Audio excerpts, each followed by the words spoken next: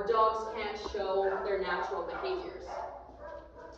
So, fence, leash, you're holding them back. A vehicle, a window, really easy one, front window of your house. They're doing lots of barking there. So this is the best video ever. I'll let you guys watch it, and then we'll watch it a second time. I know, like, what? Why are you so angry? Let's find out. And I think the sound is only coming off of the laptop.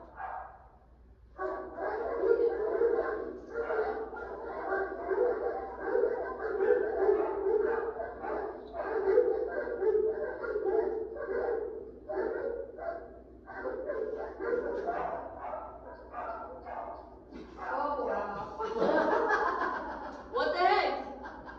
They look like they wanted to kill each other, and now the gate's open, and now what? Now they're cool. So that is barrier activity, like, to its core. That barrier is frustrating. They are like, I can't handle this. I have no tools except to scream. I'll let you guys watch it again because it's really funny.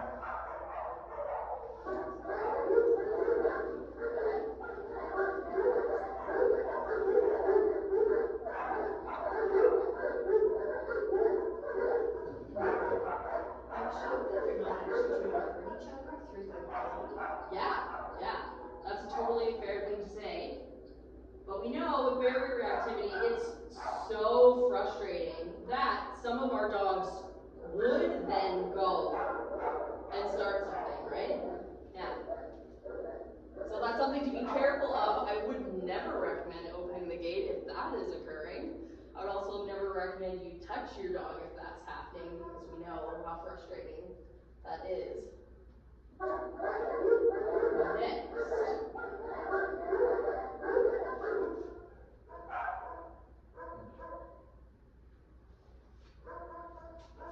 So we ask ourselves next, how did that happen? They were not born to bark through the gate. So something happened along the way for them to become reactive. The main two reasons that we're going to go over today is a learned behavior, but we're also going to talk about genetics. So excitement or frustration that happens when they see another dog, they see another human, that's going to build up inside of them, and they're going to have to do something about it. So just like if I'm really angry, should I go scream at somebody?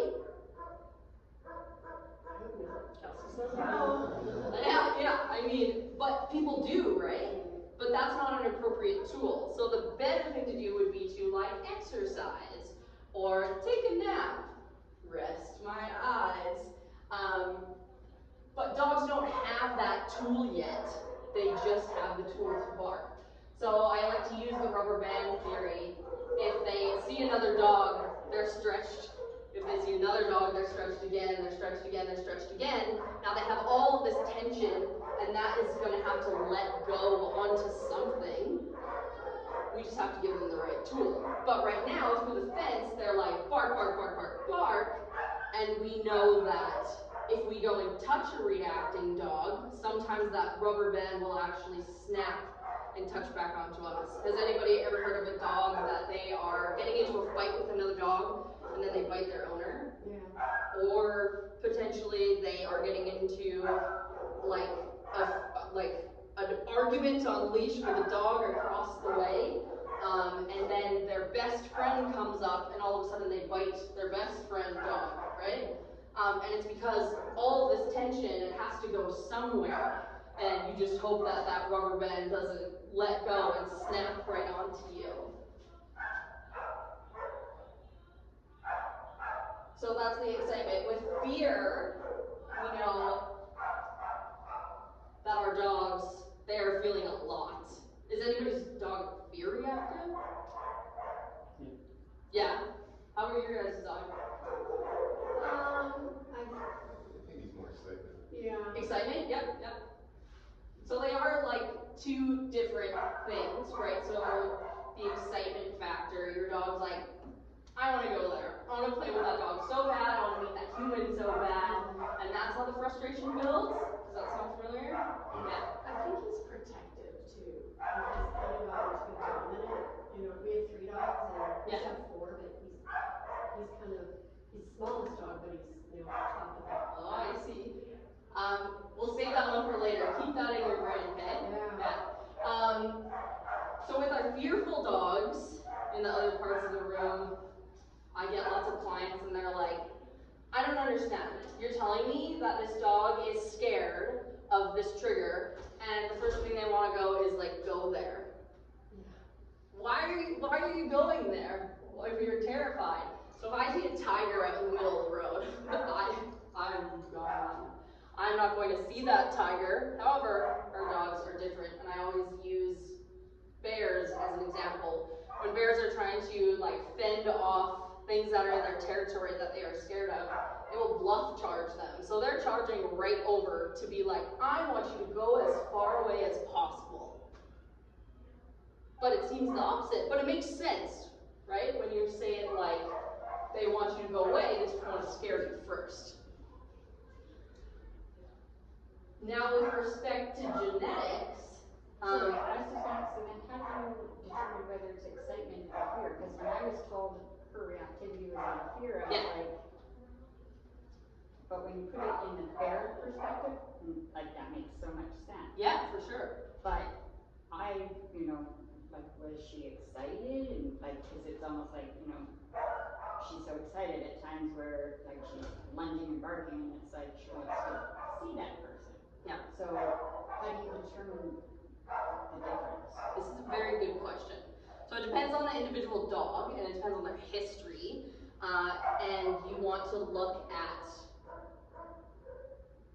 all of their body language signals together. Because if we look at only a few, maybe they're going to tell us like, oh, okay, well you could be excited, you could be fearful, but it's like the over picture, as well as vocalizations. So usually like aggressive defensive vocalizations can be lower in pitch because they're scared, they're worried, and then those demand, I want to go see that, they're higher in pitch. But now, of course, since I've told you that, sometimes the fear and the excitement can look exactly the same. Because once you get so frustrated, you are past the point of return, and then all of a sudden those vocalizations that were once high turn low because they're just so frustrated and overwhelmed. Yeah, so you kind of have to look at each individual case, I know, for each individual dog. But we'll talk more about it. As well, if you guys have other questions, feel free to just arrow them off to me, I don't mind. So with genetics, do you have more than one dog, just one? Yeah, and you guys, you have 3? Yeah. I think they taught each other how to be reactive. Honestly. That happens. Yeah. That happens, unfortunately. But I get a lot of clients too, they're like, I have already had a dog, and I did the exact same thing, but this dog is extremely different. Like, what is coming into play here? And we look at things like breed. Do you have a high drive, high anxiety breed that was built to work? Potentially you might be more reactive because their frustration meter is going to rise that much quicker if they don't have the proper tools to get rid of their energy and frustrations. Another thing we will look at is genetics. Maybe you have a couch potato breed, but somewhere in somebody's backyard they were bred and the wrong genes just got in there somehow, right? Their dad was born to be reactive, this dog was born to be reactive. That's just kind of how genes work, right? It's a game of probability. So I like to tell people, even if you got this dog, you got it from 8 weeks old and it is now reactive, you did everything you could, it could still just be genetics, their breed, working against you. And I give you all permission From now on, if you just want to be like, oh, they have bad genes, to the next person who gives you a hard time when you have a barking dog, I give you full permission to do that.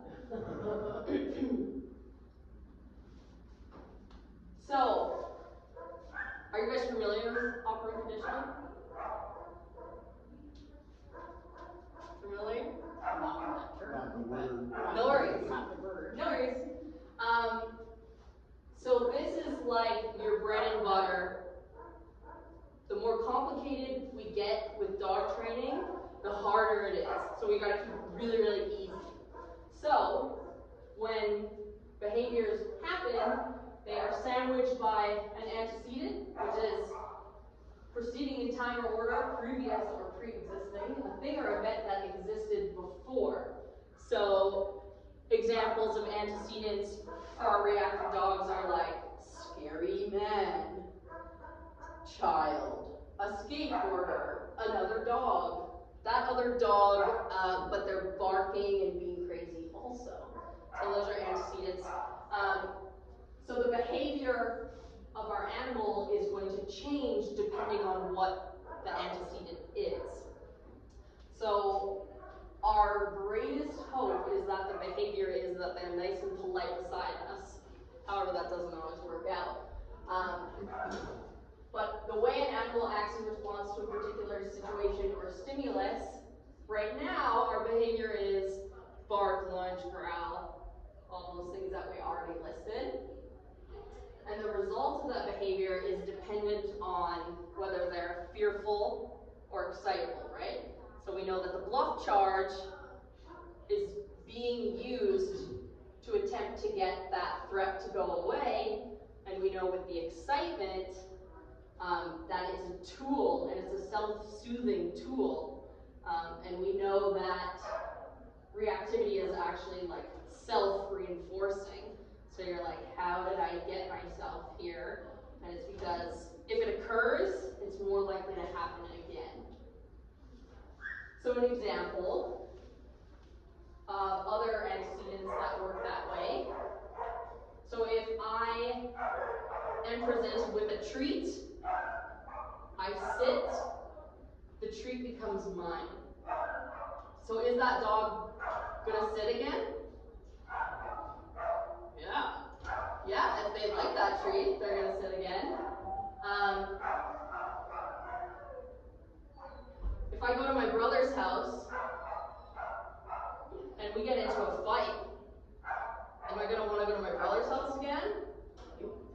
Maybe, but maybe not. So what if we repeated that over and over and over again? I go to my brother's house, we fight. Or I go to my brother's house, we get into a fight, and then I'm really upset. And that happens over and over and over again. Am I gonna wanna go to my brother's house anymore? I'm not coming. I don't wanna go. And that's the same way with our dogs, right? Is all of their reactivity has happened over and over and over again in order to get where it is. Now, the word consequence, obviously, that has a negative connotation, but it doesn't always have to, especially in dog training. So consequence can be something that's good. So when I go to work, my consequence is that I get paid. I'm returning to work. All of a sudden, if I come to work and they take $60 from my bank account, I don't want to go. I might just stay home. So that's basically how we got ourselves to this point. Does that make sense in like your specific cases? Is consequence the only part of that equation that we have control over? No. Because I never had to go to my brother's house. Oh, so avoiding? Yeah, I could avoid it, or I could set myself up for success in different ways. So we have control over our antecedent, what happens before, and we have control over our consequence, depending on what our dogs are reinforced by, right? What's your dog reinforced by? food, Yeah, of course. Food attention. Yeah, of course. Affection. Yeah, hot dogs, cheese. Those are all really good, right? So when your dog is barking at someone, and they get a whole bunch of cheese, they're gonna actually like seeing that person a lot, right? How do they know that they're not getting rewarded for barking at the person? Yeah, that's a good question. So our dogs, when they are reacting, they actually exit their frontal lobe. So you guys have had moments where you're like, I'm not thinking straight, I am like awful today, your brain is everywhere. Are you making rational decisions? No. I don't think so. Yeah. So what happens is you are not rewarding the barking because you're actually working with a dog not in their frontal lobe, and to create as much connection as possible and learning, they have to remain in their frontal lobe. And when they're barking, reacting, yelling, they're in the back of their brain, where it's like fight or flight. The hippocampus is firing like crazy, and all the things that give you your cortisol, your adrenaline, all stuff like that. So now you're like, what am I gonna do? That sounds like a lot. You're gonna protect that dog. We were talking about the antecedent, so we have control over that. So the first thing we wanna do is protect them, because we know that since reactivity is a self-reinforcing behavior, if we keep putting them in positions where they're going to be reactive, it's going to reinforce that behavior, and we are more likely to see it again. So protecting your dog looks like potentially taking the quiet route, going at 6 a.m. in the morning for your walk, or just knowing your distance that you have to be at. Because I'm sure you guys know when you're walking your dogs, all of a sudden you go, oh my god, that person is way too close. Like, my dog's barking for sure. Now, knowing that distance is really, really helpful for you, because you can actually stay in your window of success. Now, obviously, with all of these exercises, the best thing we can do is have as much knowledge as possible. So we need to know all of the physical symptoms that are happening, and we need to know them like from early, because by the time your dog is already barking, it's too late. But there are really subtle signs that can help you to know that they're going in that direction. Just the way they move their tongue, or the way that they're breathing. So we're going to go over all those really subtle body language and also physiological cues. And then we're going to talk about counter conditioning. And it doesn't also matter whether your dog is excitable or fearful, because counter conditioning is the same either way. So we can teach all of the different kinds of dogs. So we have 4 different dogs here. I'll just give you a second to look at them.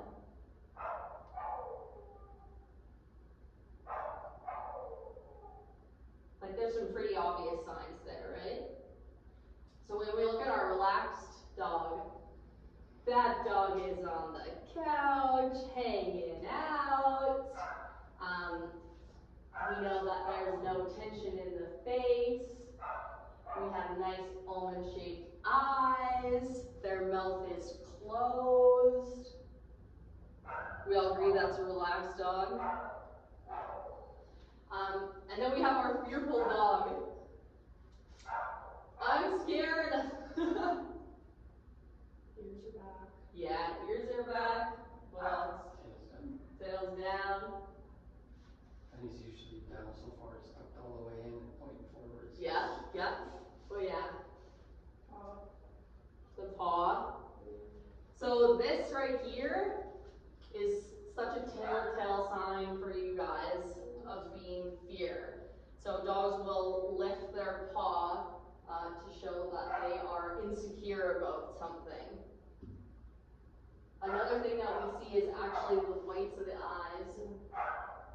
I know we could do with like more pixels on this picture for sure, but I promise you the whites of the eyes is there. So just how like you widen your eyes, if there's a tiger in the parking lot, our dogs also widen their eyes as well, and that's because they're tense. And when their face tenses, it actually pulls their eyelids back slightly. Because when we see the forehead of this dog, it looks nice and relaxed. Or this one, potentially there's creases there, those ears are back, so you'll probably see more tension in the forehead. I'm worried. Now when we get down to like our defensive and aggressive, really easy signs, right? What do you see? Teeth. Yeah, mouth open. Get stiff. Stiff. Yeah, like guaranteed that dog is standing like stone still, growling. We can see the ridges of the nose. Our ears are up and they're also all the way to the side tight, so they're standing up like a tent. Anybody petting that dog? No, I'm not. I've met people who will. I've met so many people who were like, Oh no, I'm good with dogs. actually I'm a dog person, I'll be fine. But no, we're not gonna pet that dog. That dog is requesting space and it needs space right now. Now moving to our high arousal dog. What do you guys notice? Oh, he's happy! He's smiling! He's smiling. Yeah! It's panting. He's panting. Yeah. And you can't see it because of the pixels. However, I chose a picture where his eyes are really dilated, so his pupils are really large. So if you've ever seen a dog at the park who's like hot and crazy and like having an awesome time, you can see their gums, just like you can see here. And I bet you their eyes are dilated, and I bet their tongue looks like a spatula. So what happens is your tongue will actually get a spatula shape, and that's showing you that they have like high arousal. It's literally just called spatula tongue. Yeah. But yeah, so this is what I call a big mouth pant, because there's different levels of panting, right? There's some panting that's all good. If my dog is doing this, I know that she's either super aroused or she's really hot. A lot of people will say, oh, that dog is smiling, they're happy. But usually when you see them smiling like this, they're not happy. So the next time you hear somebody say, oh, what a big smile, you just have to remember my voice and be like, no, Brittany told me that this dog is stressed. So that potentially we can advocate for that dog.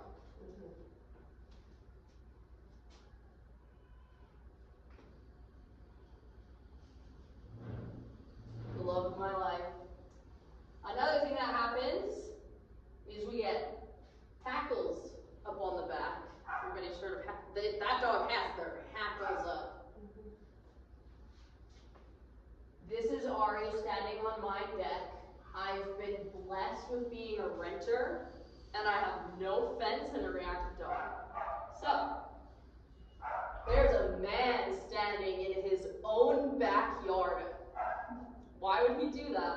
So anyway, Ari thinks he shouldn't.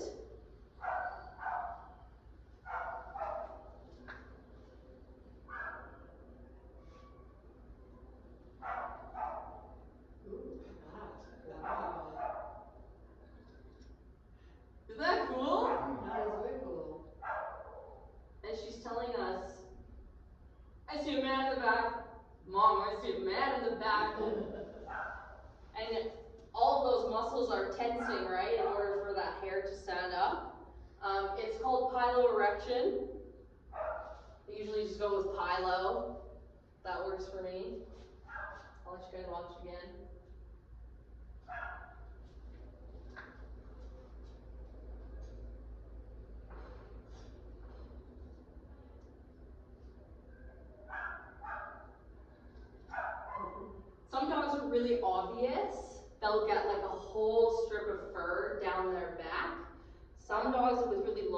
there, you're not going to see the parting and the creases.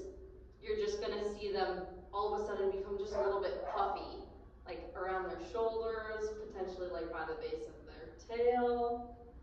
Does anybody's dog do this? Our Yeah. dog is an adder. Oh, that's right! Her sweater stands up? No. She's got one little tuft that there might stand up. Did I ever notice that tough standing, but. Yeah. Your guys' dog? Yeah, he does. Yes, yeah. So, what do we think this means? Like, is this just this dog sees a threat? That dog seems very tense, obviously. Yeah, some sort of tense, but it doesn't always have to be a threat. Because when Ari meets another dog who she's excited to see, all of that hair is coming up. Oh, and she's friendly too? Yes. So it is a sign of arousal instead of like fear, aggression, defensive, all of those things. It's just a sign of arousal. So something is heightening all those senses. Yeah, because she wasn't barking or freaking out or anything. She's just... No. But I know through previous history, she don't like the man. But if it were another dog, she would just be excited. It would just be in a different way. She's excited to see them. But she, Philo, all the time. People, other dogs.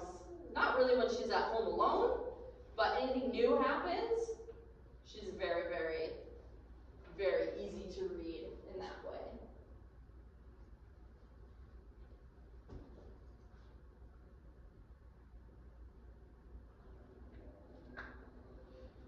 Next.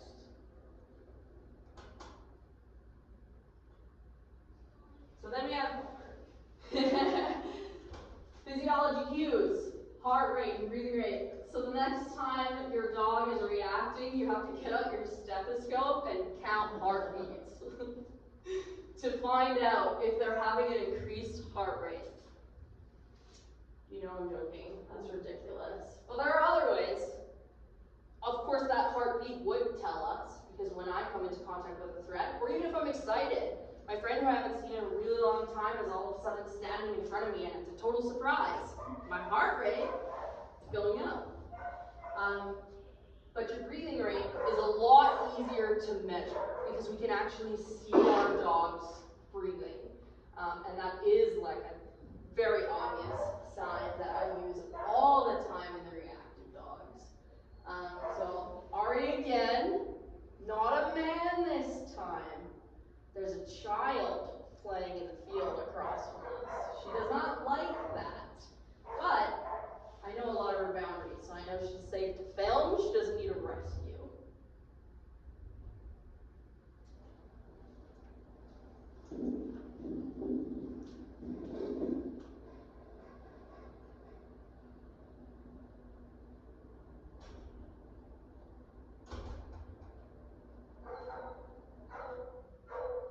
Lots of body language cues in this video. I'll play it again.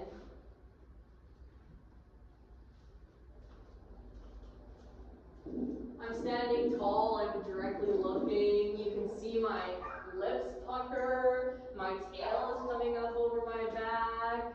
You can hear the breath in and out, and you can actually see her chest go up and down.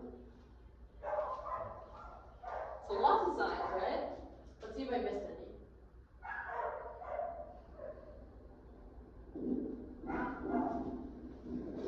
Watch your lips. So that's called a pucker in dogs. So they will do that when they are about to vocalize or they're breathing or they're close. They're experiencing over-arousal. By this point, you're like, my dog needs help. They're having feelings.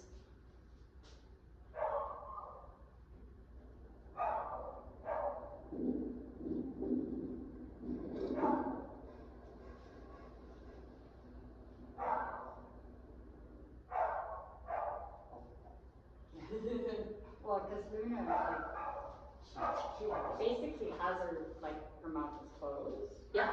But you can see, like, we call tell her. Yes. She has some thoughts, right? Yeah. So you see her. Yeah. Just like.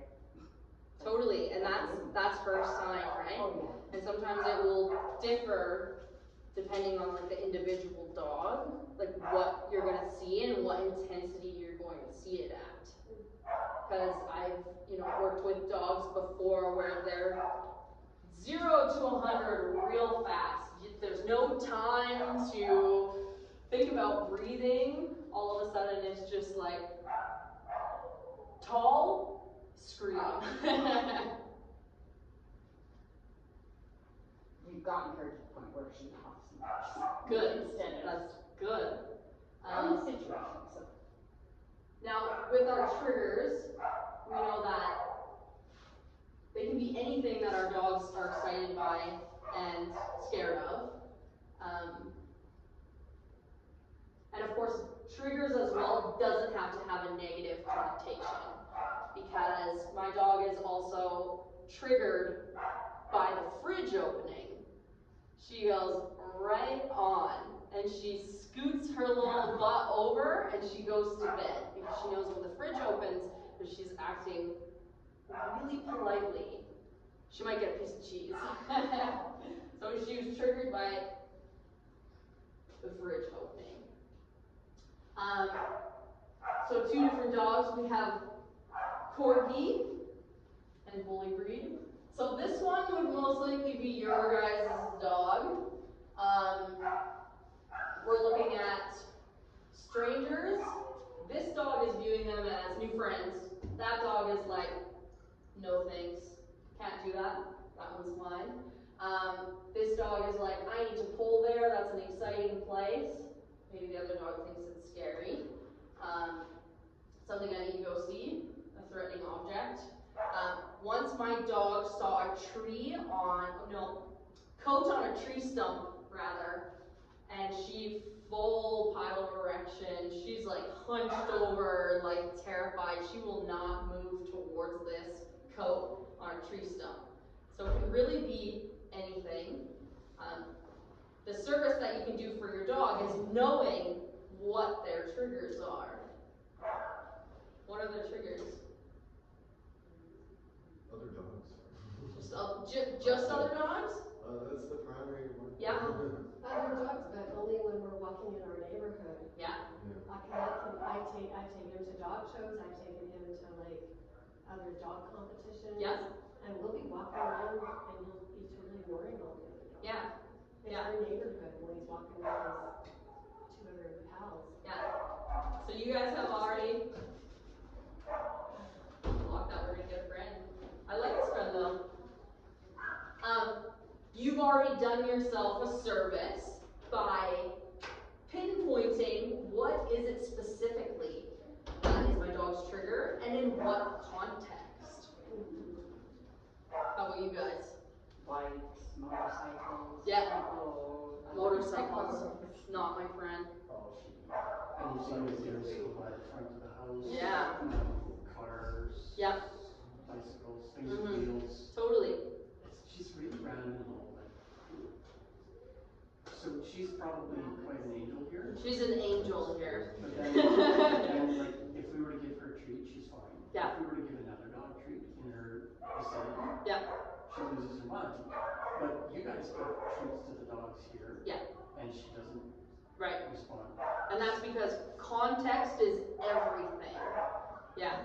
And it's that repeated behavior of, I'm an angel here, I'm an angel here. I haven't practiced any of that naughty behavior. And it was just a roll of the dice, right? We could have got bad Penny, but we didn't. We got angel Penny. But yeah, all of those things in context matter. We already touched on this, but pitch of the bark can give us an indicator of emotions behind the barking, because we want to know whether that trigger is eliciting like excitement or fear.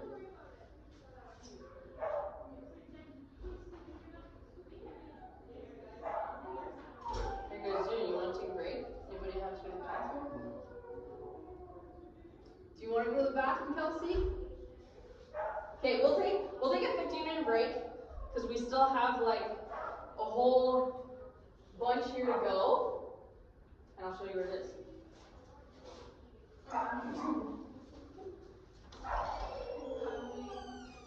What kind of a dog do you have? Sholo. She's Mexican Oh, Terrier. show yeah. like a miniature one or a No, standard? Oh, it's a big dog, yeah. I have a little Italian greyhound. Sweet little guy. Well, until he sees another dog. Well, that's Luna too. She's like, I'd be lost without her. Yeah. But yeah, sweet little dog until we're walking in our neighborhood and then he's just nuts. Yeah, Luna can be nuts all the time. Yeah, so we Luna was not even accepted here. We tried. Oh, I was going to do that. that's hard. Um, When did you come? When she was a puppy? when she was a puppy. Aww. And How they said she was old? too, like, she clung on to the lady too much. She wasn't. Oh, she was so- scared. I guess, yeah. So she wasn't accepted. How old was she? When I brought her for the meet and greet, I think she was about 4 months old. Like I had actually, tried to socialize her all kinds of places because when we got her it was winter time. Yeah, yeah. So no hair, you can't walk. Yeah, exactly. We have And so I was taking her places and she was fine, and then just one day it was like, I don't know what happened, but she lost her mind. And we haven't quite got it back. So Did you ever try taking her for training or anything? I've done training here. We've done 2 rounds of leash reactivity. We did 2 rounds of puppy level 1. That's why I thought actually bringing her here might help her, associate a little bit better. But, yeah, especially like if you're with her and can reassure her. yeah, but because it was like, I don't know, what is it called? Like it was just like a half daycare kind of puppy thing. I can't remember the term that you guys use. For the class daycare or? Yeah. Yeah. Yeah. And yeah, I guess they felt like she couldn't associate with other pups or something. I don't know. I never really heard about a full reason. So It's now hard we're to doing a lot of accept that, right? Because you just want It is, to be 'cause- with other dogs, right? Well, it's not even so much other dogs. It's being able to go out into like public, right? I'm a walker. I'm fairly active. Yeah. And that's one reason I kind of got her. The last time we had a dog was 16 years old. We had a Great Dane, and when she passed, I just said to everybody in our office, I was like, I'm not doing this no more. And then he introduced me to the Sholo breed, and I was like, oh, okay, now we're on a whole different level. And I was fortunate enough to find her here in the city, actually. Yeah, And I wouldn't be without her now. Like a lot of homeboundness now. yeah. Like she's really, really changed my life, but I'd be lost without her. Like I'd say it really hard. Like, I've been doing the, doing like the fundraisers for like scars and stuff like the dog walks and all that other stuff, but she just needed to be around. So it's a work in progress. Like I've spent more in training on her than I did on like purchasing her. So and making sure you said you have a little A little Italian greyhound, he's only this big. See, when like my daughter bought her sister, and we take the 2 of them actually to a private dog park. And they get along good? Yeah, I mean, Yep. the initial first, It's always the first few minutes. But that's the same thing with like anytime she meets anybody new, she's very reactive. Yeah. who's got to be the dominant one. 2 or 3 times after meeting people, she starts to warm up. So. But we'll take them like 3 times a week to the private dog parks, and it's funny because that's what they remind me of is racing greyhounds, right? Because they circle and then just their build is the same. So That's great that you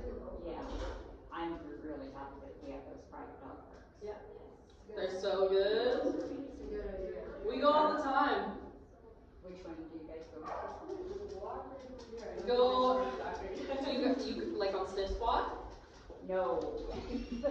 I'm scared to snooze spot because a lot of them are just people's backyards. Yeah. So the one we go to is actually like out of the city. It's like a 15 to 20 minute drive. More than that.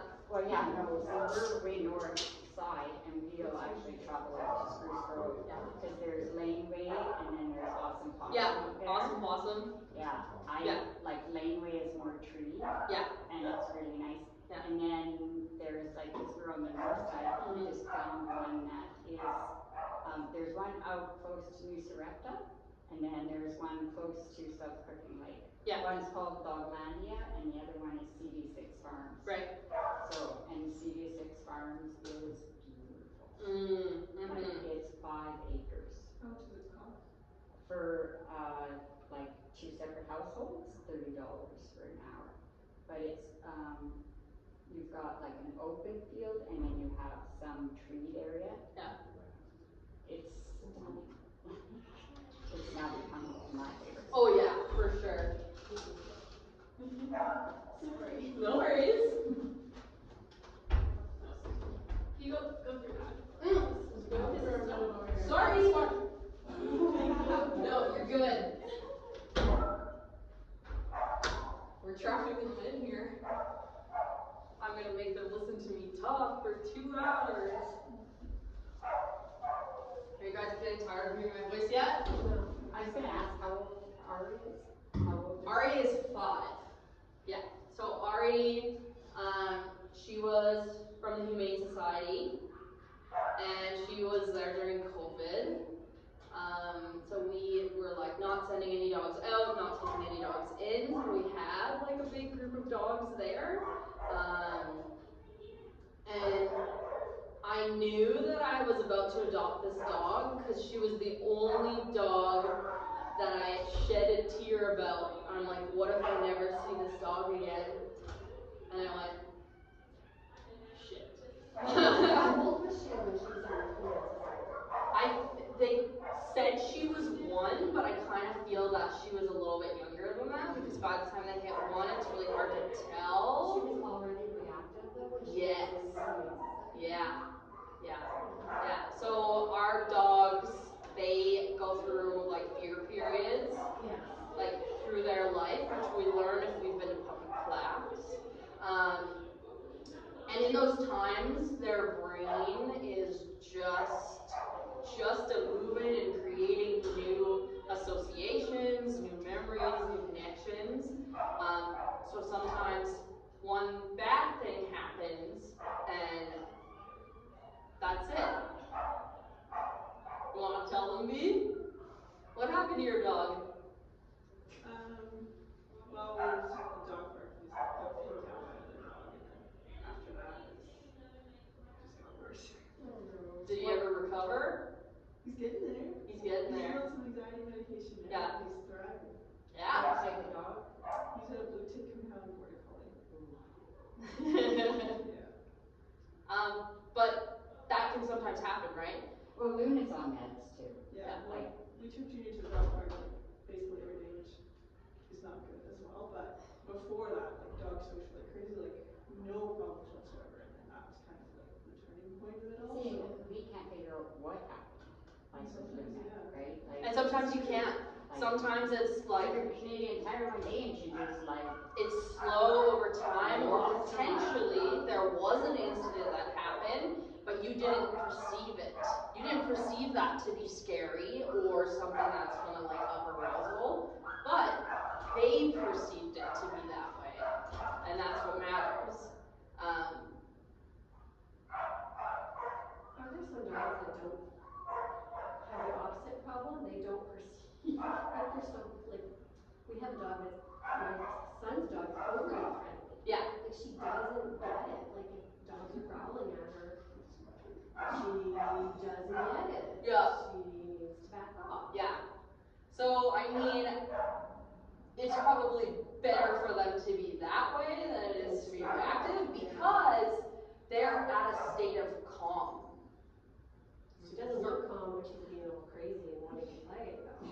But she's having a good time. Yeah, she's kind of She's having a good time.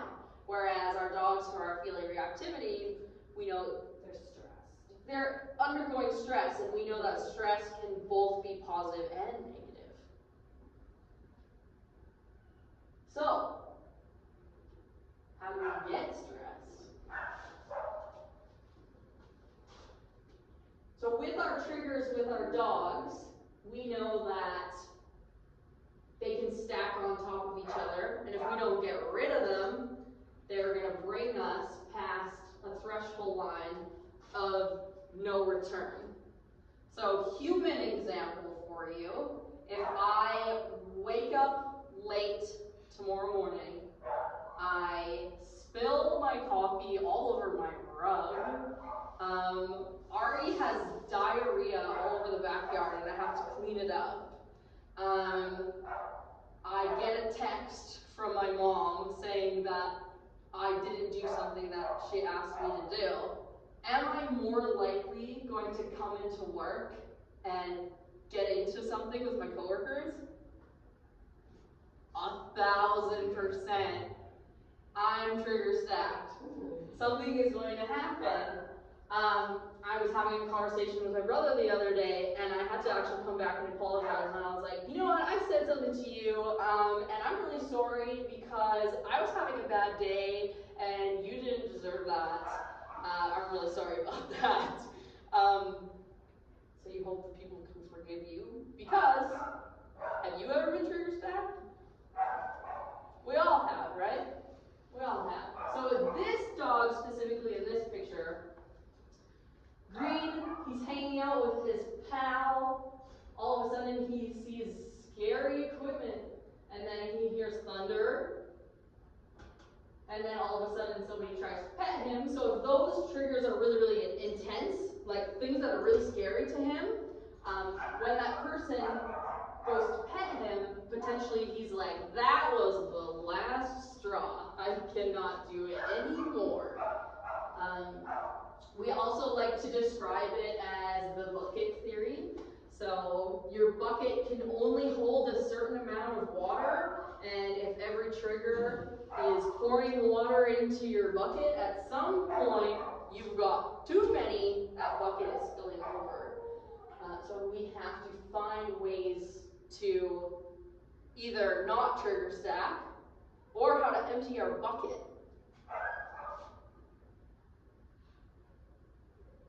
Oh, there he is. Now it also matters the intensity of the trigger, the duration of the trigger, and the distance of the trigger. Does anybody know who that is?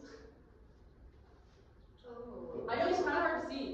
Smurfs or something? It's so close. It's been a while. That's the Care Bear villain. His name is No Heart. Yeah. Yeah, so he's gonna help us learn with intensity, duration, and distance. So, for example, he's not very scary on the screen, but if I got into the bus and No Heart was on there and he was like causing a ruckus and shaking his fists and like banging a bat around, that's really intense. I'm probably really scared of him. Very more than likely I'm pulling the cord, I'm getting off the bus. That is too intense for me. Now duration, I'm standing on my deck, remember, no fence. He's standing in the field opposite of me. I'm not immediately worried about it, but if he stands there long enough and stares at me, at some point I'm going to become worried that No Heart is staring at me from the other end of the field, right? Does that make sense? Yeah. Now, for distance, I awaken in the night and No Heart is sitting at the foot of my bed. He's within arm's reach. That is way too close for comfort. I am terrified. So, it matters, all of these things with our triggers. So saying it in dog, with Ari, if, I guess same thing, if she goes onto the bus and there's a man with a bat, that's too intense for her. Duration, she could probably stand in this room with you if you guys all turned around. She's very sensitive to eye contact. But at some point, it's going to be too long that she's exposed to you guys, that all of a sudden she's going to spill over the edge. She's going to start lunging and barking at you because that duration matters. And distance, she can, you know, be on the boulevard when we're in the parking lot, no problem. She'll watch you, she'll hang out, she'll even sniff, she'll notice you, but it's all good. But all of a sudden, if you're standing beside her, that is too close. She can't handle that. So all of these things is going to matter when we put into practice, because our dogs, in order to learn or to de-learn leash reactivity, have to be in their safe zone. So we have to be to account all of these things and how they're going to create that safe zone for them. So we have different zones. All of our learning happens in like green or yellow. So yellow is even pushing it. Maybe they can still take food. But that's giving you signs that potentially you need to change. So for example, when we looked at our relaxed body language in our dogs, almond eyes, relaxed face, I can do behaviors like giving a paw. That dog is relaxed. But this dog, what do you notice about that dog? The lurch, yeah. Yeah. Tail up, ears up. Yeah. Stiff body language, chest out. Oh yeah. He's got a direct stare. You can almost see that more weight is on the front legs. That tail is up and over the body. He's definitely noticing something. Now this one is more pronounced, right? That he's leaning like all the way forward. We can tell that that dog is pulling on leash. So we are getting into the category of orange, and this dog is probably no longer in its frontal lobe. It's starting to have fight or flight symptoms, getting adrenaline, rising in cortisol. Now with the red zone, feels different standing on this side. In the red zone, this dog is far gone. This dog is giving us a C snarl. That's what this is called when they're showing all of their teeth and their mouth is fully open. And they look tense. So what do you guys think? If this dog is in the red zone, what do you think we would do? If they can't do any learning, they can't do anything. Remove the dog from the situation. Yeah, you betcha. That is telling us that we need to rescue that dog. If that dog is in the red zone, if that dog is in the orange zone, we have to think of our emergency exit plan. Because they can no longer learn, they can't even have really like a positive, successful moment, which means they need space, decompression. Now it's possible that you can go from the red zone to the green zone, orange, yellow, red, green. It depends on how sensitive your dog is. But sometimes we have dogs where they go to the red zone, they're done for 24 hours. I'm lucky in the way that my dog is really resilient. Even if she goes all the way to the red zone, we can actually go back to green. She might just need a little bit of sniffing, chewing the stick, stuff like that.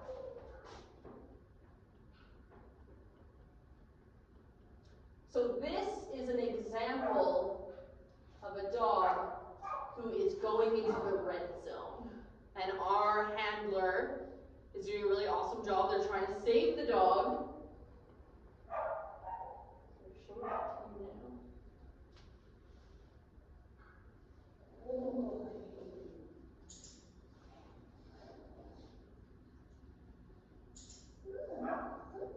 Tail's wagging.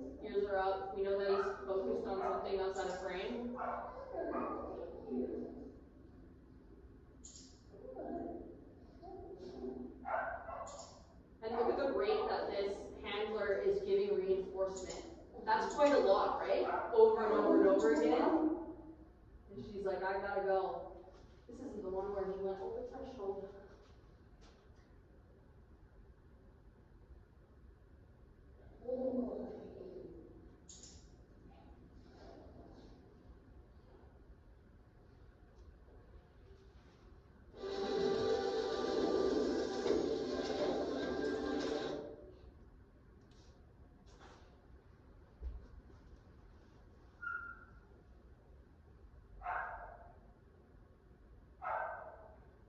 That's okay. We move on.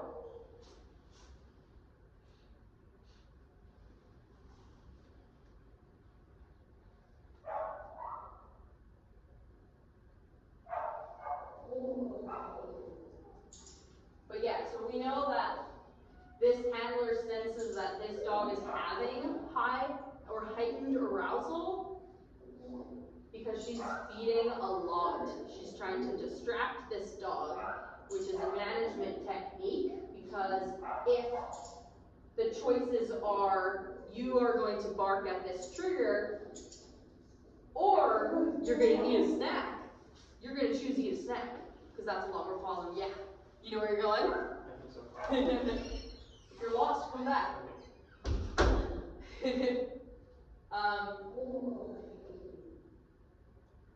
So the rate of reinforcement is up. So I have an example of Ari. I do not know what she saw out of frame here, but I'll let you watch it and see if you can see the posture change. Ari, it's alright! It's okay! Come inside! Oh, okay. I have no idea what she saw, so I don't know how powerful that was, but the change is right at the beginning. Ari, it's alright! It's okay! Come inside! So you can see her all of a sudden, like her body tilts forward, that tail goes up and over her body, like she's shifting weight onto her front legs. Her mouth is closed. She's obviously focused on something. Her ears are up. And since I have no idea what the trigger was, I have no idea if she's going to get past it. All I saw was just a really intense body language shift. So I thought, I got to rescue my gal. I got to get her back inside. So I'm going to talk her through it. I said, oh my gosh, it's all good. Don't worry about it. And finally, the thing that gets her back inside is saying, come inside, because that is a behavior that she has. Oh no. It's good you to catch it on video. Yeah. I'm just constantly filming her. I don't have anything better to do, you know? I want you to see this too, because this is a good video. And the posture change happens like right at the beginning too. So you can see that her tail is down, she's looking at something. She goes to turn. Ari, it's alright! It's okay! Come inside! Oh no, not again.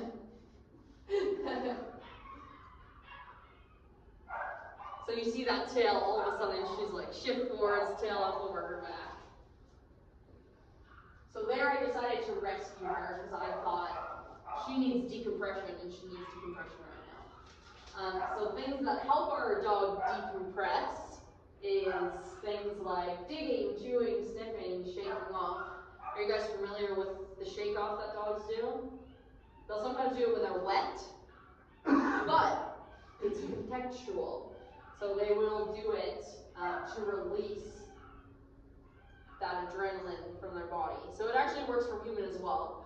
I, at some point in my life, when I would get anxious, I would just literally put on running shoes and run.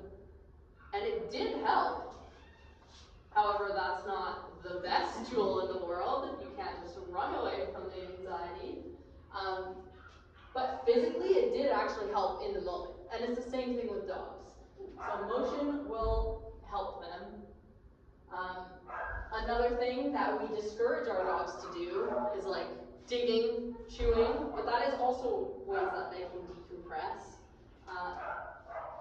One of the best ways to help them decompress is sniffing.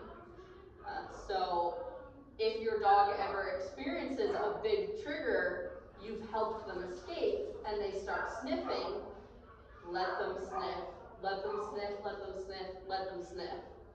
Because that's going to help them. A lot of people are like, okay, we're past the trigger, now we gotta get out of here. We gotta run away as far as we can. But more beneficial to let them sniff.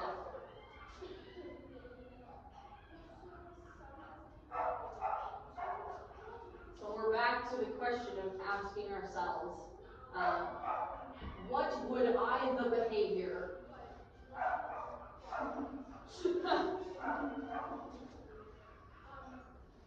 that's gonna have to change. What behavior we want them to do is we want them to disengage from the trigger. It'd be awesome if our reactive dogs just said trigger and then they disengage. And we always want to teach our dogs a replacement behavior, because it's really easy to tell them like, hey, I just don't want you to do that. But it's even easier to teach them a behavior in replace of that. So instead, if they saw a trigger and they had that emotion and they knew that they were supposed to look at us, we can reward that over and over and over again and strengthen that behavior. So it's like clockwork for them. When Ari sees the people and the bikes and the kids, I just have to wait her out. She'll stare at those triggers, but she's going to turn around and she's going to look at me. And this is where our click, treat, repeat comes in, because this does take lots of positive reinforcement. Is anybody's dog not food motivated? Food motivated? Food motivated? There's a point though where she doesn't care. Yeah. And that's because once they get to a certain point, they're likely too stressed in order to eat. We know that when we come out of our frontal lobe, we're not in rest and digest anymore, we're in fight or flight. So when I'm... The problem is she goes from I'm cool to something went by the front of the house. So she goes like from 0 to 100 so fast. Yeah. So that means in that moment, the only thing she needs is rescue. Just get her somewhere safe. So like maybe pick her up and move her away from the front window. So is she like motivated by you to come with you? Okay, so somebody happens to walk by the front of the house. It's like she wants to go through the front window. Yeah. Like she's the opposite of the dog that you see here. And like I could call her, she doesn't care. Food, don't care. Yeah. So it's like pick her up and there's saliva flying everywhere as Poor we gal. move her someplace else. Yeah. And then she doesn't see that. Yeah. Then she will calm down. But we can do that, but it's how do you get her to not do it in the first place? Yeah, for sure. So my question for you is there any times in front of the window that she is successful? She can see the person walk by? It's totally random. Yeah. I can't figure out why sometimes somebody will walk by and nothing. Yeah. Or the same thing. Somebody's beside the car, somebody rides their bike by the car, nothing. Someone rides by a bike in the car 60 seconds later, and she's losing her mind. Yeah. But we're driving, so we can't really do anything with that particular thing. And so with that, obviously we have many different factors. How trigger stacked is Penny? We have no idea. Maybe we weren't home. Maybe she's been reacting at the window all the time that we've been away. We could be sitting with her in the living room, and she's just calm as can be. Yeah. So I don't think that there's any stacking going on. So then maybe it's the intensity of the trigger, potentially. Yeah, I couldn't tell Joe Schmo from Jane Doe as to why one's more intense than the other. Yeah. She only barks at bad people. Who knows? She knows they're bad. Women's the same way. Yeah.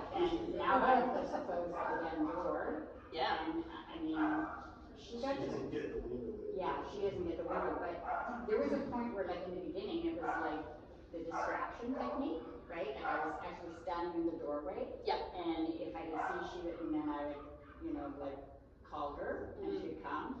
And then it got to the point where I don't know where she's thinking with, because she would bark and then come out into the hallway to look and see if I was going to give her a treat because she came out. Oh. So then I was like, okay, we're not doing this no more, because now you know that if you bark and I tell you to come and look, you're going to get a treat. Oh. So then she was barking and coming out into the hallway and looking at me. I'm like, So now I close the door. But now it's like the only time she's allowed into the den is if I'm with her, and then if she barks, she's kicked out. Will she eventually learn? Because she loves that room because it's called the heat and the sunshine. But I can't, she ate blinds. And I'm so fearful that she's literally been. Yeah. So she couldn't see through, so she just ate a hole through the blinds so that she could see something up. You can't stop me. No. And I mean, so it's like, okay, well now we go in there when I'm with you, but it's like, this dog is like, okay, I'm gonna outsmart you. Okay. So, I'm here to tell you that you were actually doing something right. And what that was, is you actually had your dog conditioned to see a trigger out the window and leave that trigger to come around to you and get a treat. but what happens when I'm not home, then she is like, because I have the blackout on my window. Yeah. She literally stands at the window and she will dig. So like I can't have that if I'm not home, right? Right. So easiest solution is close the door. Okay. I mean, if you've got another solution, like. No, stay with me here. Okay, we're gonna work through this together. So, it's a person walking by. She could see somebody in the field. Okay. And sometimes she's fine. Other times she's like, oh no, we're gonna lose our mind. Yeah.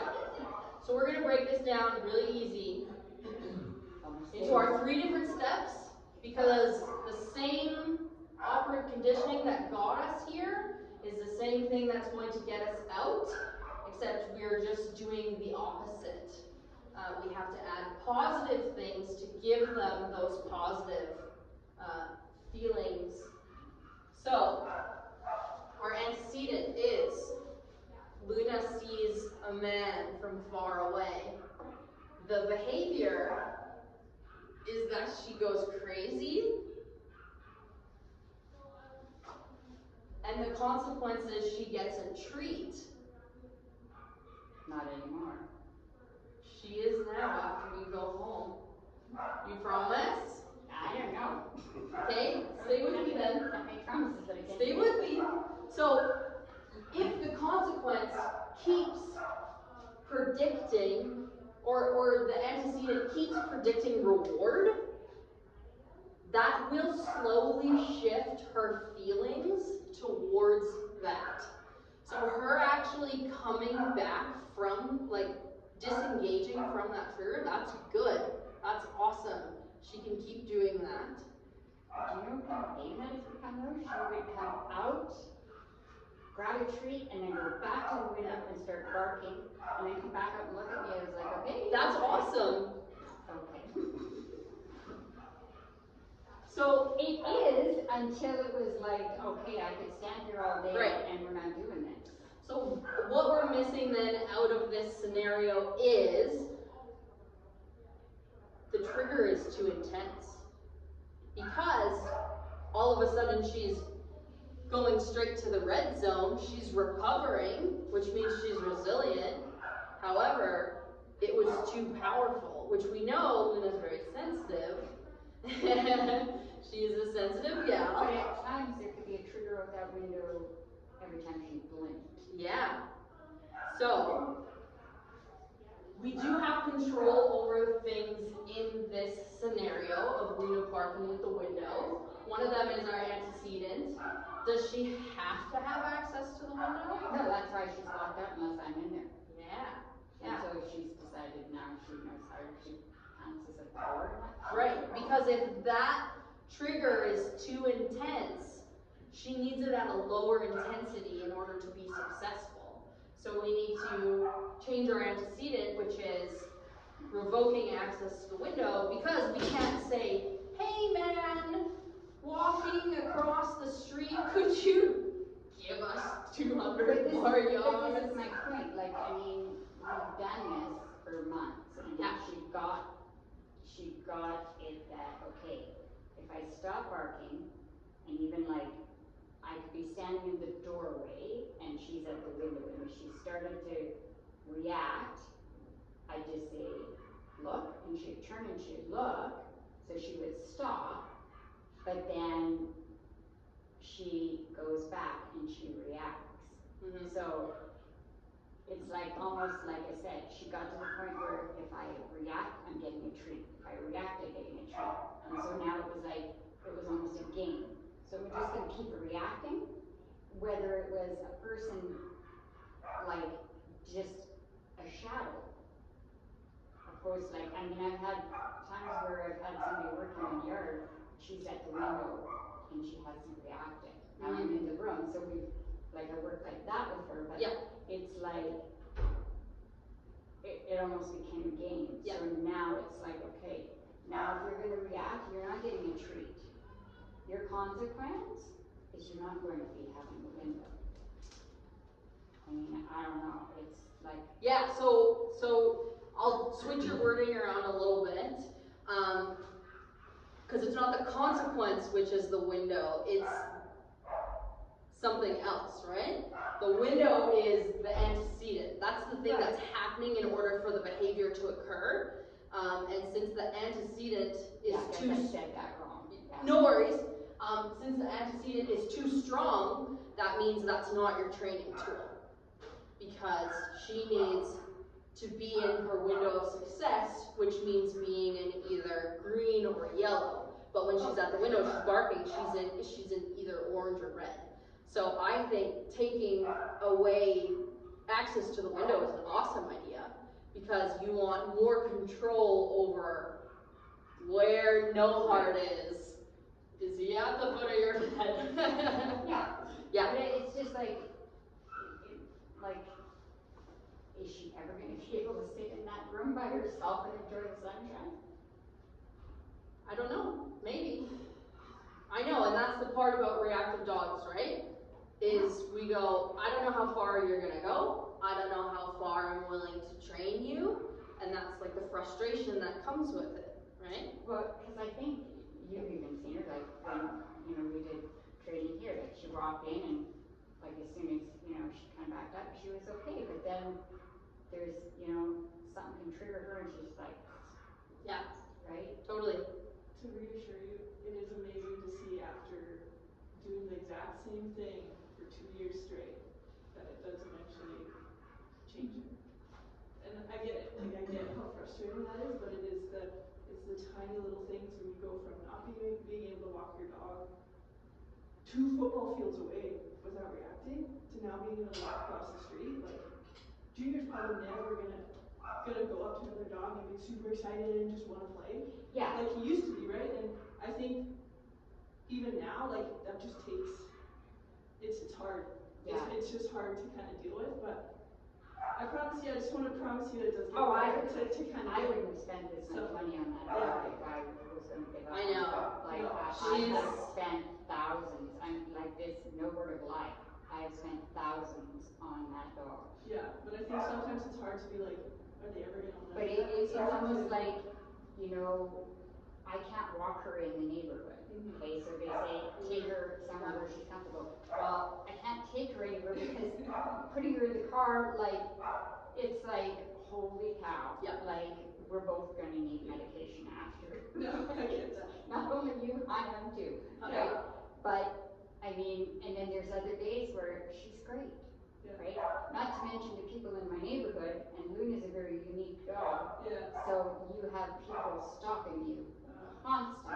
Like, ooh, what a dog, like, you know, and it's like, and then Luna's losing her mind, and then I've got a neighbor who thinks he's the greatest dog trainer on earth, who even this morning, Luna's on the deck, and he's across the street, telling her to be quiet, in a, you know, and then I pop my head up, and then he just kind of like, because again, like, we're gonna go into the house, and we're not parking on that. Yeah. So. You rescued her. I sure did. That's what I like to hear. Well, yeah, You rescued her because you knew she was in the red zone, you knew she needed help. Oh, for sure. Okay, good. No, I've rescued her from it. Good. And you have to keep rescuing her. And like, Via's right. Sometimes this reactivity stuff, she's real slow. Yeah. I've worked with dogs before who like were trying to rehabilitate them for adoption, and we worked for 2 years with this dog to try to get them there, and it has to end up in euthanasia because this dog doesn't make it. So it happens, but we keep moving forward anyway. The difference between a shelter dog is you can't rehome that crazy reactive dog because nobody signs up for the reactive dog.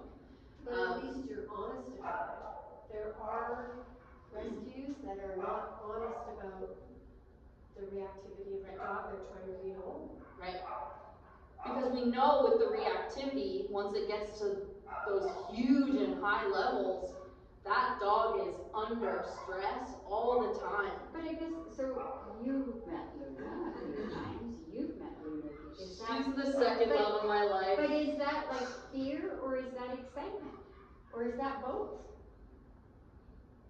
You've worked with Luna more. It is both, and the arousal, I was not ready to answer this question. I was like, oh. It's coming from fear, but exactly, she's in that red zone, and when we're in here, and there's trigger, and we can't rescue her back, that arousal is just going up, so it creates that. But I guess even just meeting her, like when we first come in, like, is that fear or is that excitement when she's... That was fear for me when she met me, and I knew because I think that the pitch of her bark was really low, and it also matters the tempo of their bark as well. Those defensive barks, woo, woo, woo, woo, woo, sounds familiar. You walk past the fence, you're like, there's a demon in there, right? But if you walk past the fence and it's that high-pitched, wah, wah, wah, which one are you more likely to go in, right? So with Luna, when I met her, she was that woo, woo, woo, woo, until we actually came together, sniffed, and became best friends. So yeah, I think like breeding humans is hard for her in a fearful way. Not only for her, for other people too. Yeah. She just wants to jump up. Yeah. Right? Yeah. Remember when I met her the second time and she came in and she was fine after that too. So we kind of handled her in a good, even though she was fearful, we were tossing treats to her. We weren't rewarding that problem that next time. She walked in here that next time, that was only the second time I met her, she sniffed me and went, great, I'm gonna go check out everything else. Yeah. But all the triggers, we have a lot of barking here, so that's kind of contributing to that. But that's also a good example of we're not rewarding that barking. We changed the way she felt about me, and I think, I don't know if she meant you again, but we changed that way. When you came in when we had the two girls together. I think she was defense barking at me there too. But see, this is what I mean though, like, is that common, like, for every first initial meeting for people, like with her? For Luna? Yeah. Specifically? For the way she feels about other humans, we can anticipate, because of past history, that she is going to act like that again. Because our dogs are really bad liars. They do not have that ability in their brain to lie. So whatever behavior she's showing you is what she's feeling. And that's fear. So even when she's at the window, I believe that's a practiced behavior that she's done over and over again. She's still feeling those high levels of arousal. Yeah. So she's feeling those things, but you use like the descriptor word of a game. However, she's still experiencing those emotions. Yeah. Yeah. Lost track of what the question was, but I hope I answered it. Anybody else got specific scenarios with their dog? Want to talk about the window with Penny? Well, there's the window one. At dog park, she's strange sometimes because other dogs, they do the butt circle sniffs, right? Yeah. Some dogs, she's like, whatever. Mm-hmm. And other dogs, she's totally in fear. Yeah. Like, she's all tucked in and, like, kind of got her butt down and her ears back or whatever. Yeah. And then she'll just stay there until that trauma is over and the dog goes away. Other times, she'll, if we're not getting her out of that quick enough, like, sometimes it's like, oh my God, there's a dog sniffing Penny's butt, she's about to lose it. Yeah. Other times she will go on the offensive. Mm-hmm. And I don't think she's ever connected with another dog, but she looks like she's about to rip their head off. Oh yeah, and it sucks, right? Once your dog goes past that point and you're looking like a fool at the dog park, and all it takes is like one man to tell me like, get that dog off the street, and I am over threshold. I'm hot, I'm red, I have to go home and pace the kitchen back and forth until I feel better, right? So it's frustrating and we want to avoid it at all costs. So in Penny's case, I would suggest getting really scientific about it. And what I mean by that is tracking exactly what kind of dog it is, what size they are, what gender they are, anything you can think of. There are dogs, I'll use my mom's dog as an example. His name is Gibson. He's a poodle cross. And Gibson hates Ari. Ari has been nothing but a delight to Gibson. But Gibson was playing with my mom's friend's dog, who is a large, black, boxy breed dog, and he got bullied by that dog a whole bunch. So he went copy, paste. Actually, it was Ari's fault because those are similar type dogs. He made associations about that black, boxy type dog. He said, I don't like to play with dogs like that. So I would see if there is some sort of trend there.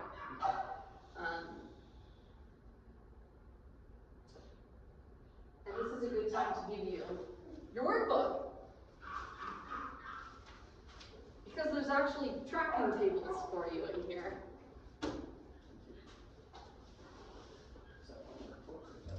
Hold on. We need one more pen.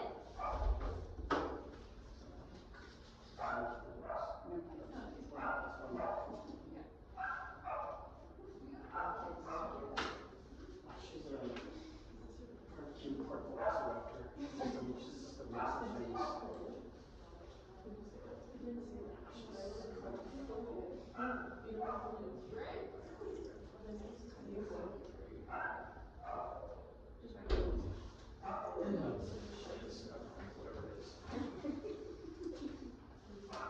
For you.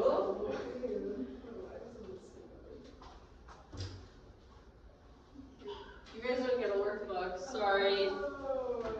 You want to share a workbook? Yeah. You can share the workbook. Here's a pen. There you are. Who made this? Wow, it looks really good. Who made this?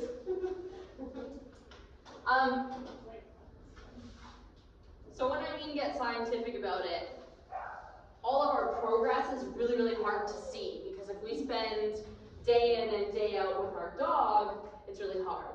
When you raise a child, I've never done this. However, you have a hard time seeing them grow until until all of a sudden you look at a picture from them a year ago. You go, oh my God, you're so different. You look so different. So that is why we get scientific about it.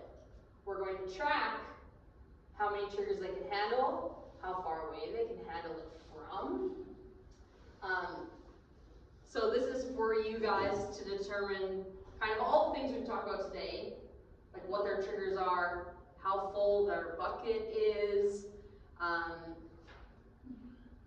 how far away can they handle it, at what intensity.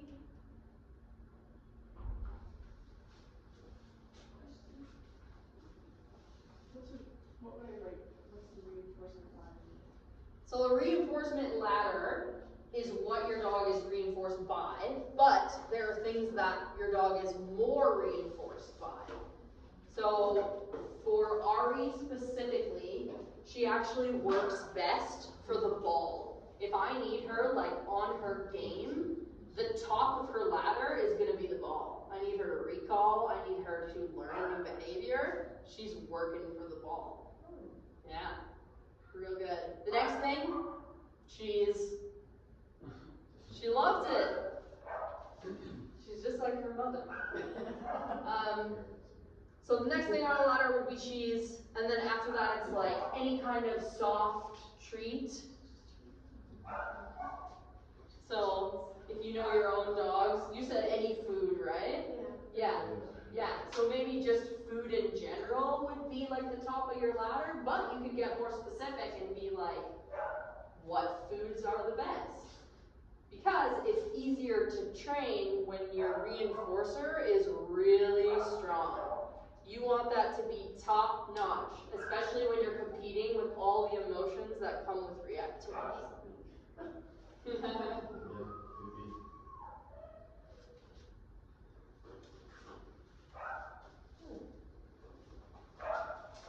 Any suggestions, like, we didn't experience this until recently.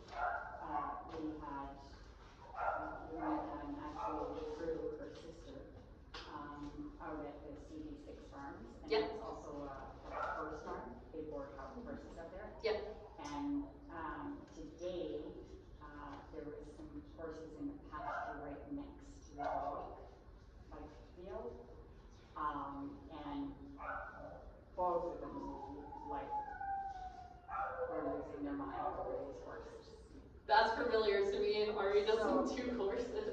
But, like, you know, trying to recall, because like at this point they were already on 4 leashes, because we're in the enclosure. Like, I mean, eventually they disengage from them, but like calling them for, like, you know, the touch, or, you know, like I use a lot of here with Luna. Yep. But I just, because they were so hyper-focused on the horses. Yes. Any suggestions as to how to acclimate them to that area? Like, that is now my favorite spot. Like, not only Luna's favorite spot, but it is my favorite spot. So right. we'll be spending a fair amount of time. Okay. Back to basics. We always go back to kindergarten. Easier to change the behavior when it's only in 3 steps. We're not going to make it complicated at all. Luna sees the most terrifying creature, a horse. She freaks out. And that is reinforcing because she wants that horse to go away. Remember the bluff charging of the bear? She was charging the horse. Yeah. Oh yeah. Which was also, I guess, behind the barrier. Like, not her smartest move. The horse No. decided to charge her as well at one point, so. As I hear it down. Just not a good idea on anyone's part. So with that, we need to control some of the things that are happening in here. So we know that when she's freaking out, she's in the red zone. So we have to change the antecedent. We have to change something about that trigger. Something about the distance that trigger is occurring. Something, Sadly, I can't control that they put the horses in a pasture, because we were out there on Wednesday. There was horses in a pasture like far farther away. Yeah. She looked, but she didn't react. Yeah. But when the horse was lying at that fence line, and then they were like, okay, we're gonna go and we're gonna see if we can get rid of these horses. And both of them were like losing their minds. And of course, we're both calling our dogs. So it's like, again.